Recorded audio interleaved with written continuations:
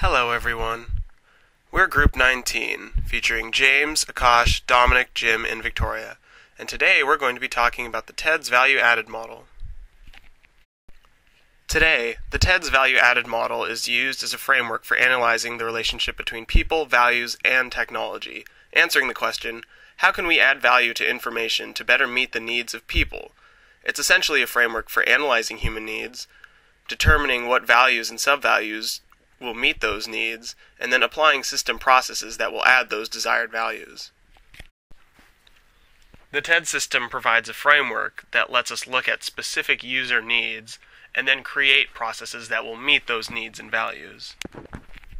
It's important to note that the TEDS model can also be used to analyze different systems in competition with each other. This can be useful for one individual trying to find a system that works best to meet their needs, or it can be used by one of the competitors to find ways that they can improve to meet more needs overall. It's important to note that there's a very distinct difference between TEDS and VSD. While VSD deals more with ethical values, TEDS deals more with economic or user values, values that are measurable and specific values that users can see in a system that they're using. A group from the previous week looked at UW registration through the lens of the VSD system, but today we're going to look at it through the TEDS system and look at the economic values that it gives to its users, specifically students. Is it easy to use? Not really, because if you don't know what classes you need, you have the entire catalog to choose from, and there isn't a very easy way to find classes that you'll need for your major. Is there noise reduction? In the same way, not really, because it gives you the entire catalog and then lets you narrow it down based on what you want. But if you don't know what you want, it's very difficult to sift through all the results.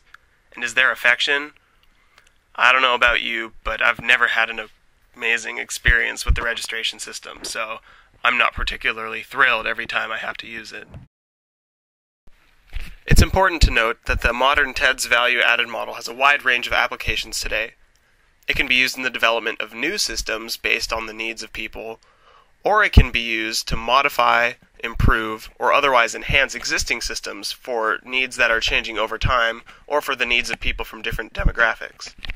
The banking industry is a clear example of how organizations have applied the TEDS model in order to improve current banking systems in order to meet customer needs.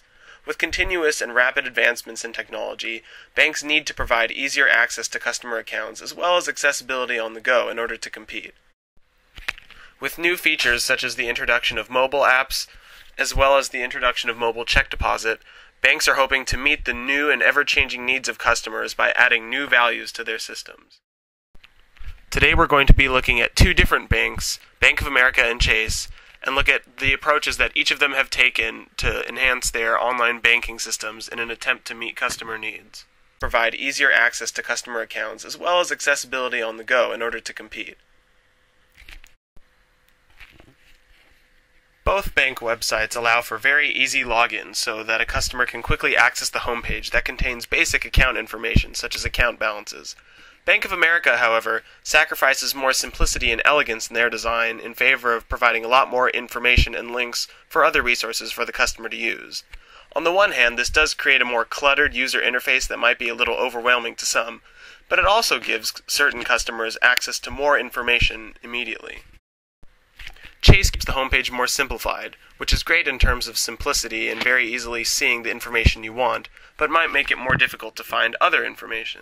Both of these banks take a different approach to security. For Chase, the login process is very quick, requiring only a username and passcode to access your homepage. For Bank of America, some of this simplicity is sacrificed for extra security. After you input your username and passcode, you're redirected to another page that requires additional security information before you can access your accounts. On the one hand, this extra level of security protects your information. On the other hand, it also makes the login process much more lengthy and difficult for some. One of the most useful features we've seen added in recent times is the addition of mobile banking and mobile check deposit.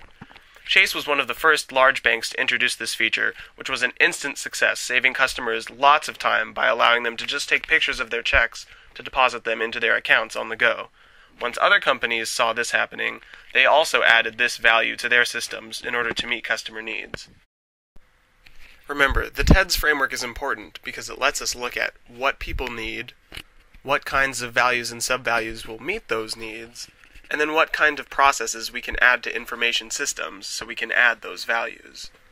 It can be used in the development of new systems, in the redesign or analysis of existing systems, like with the UDIB registration, or for analyzing different systems that are in the same area, such as the online banking example with Chase and Bank of America. In combination with VSD, TEDS gives us a system to really look at information systems and how they're serving the needs of people. In combination with VSD, TEDS gives us a system to really look at information systems and how they're serving the needs of people. As cultures grow, technology evolves, and society becomes even more interconnected, systems like TEDS are crucial for us to make information systems meet the constantly changing and growing needs of people. Thanks, everyone.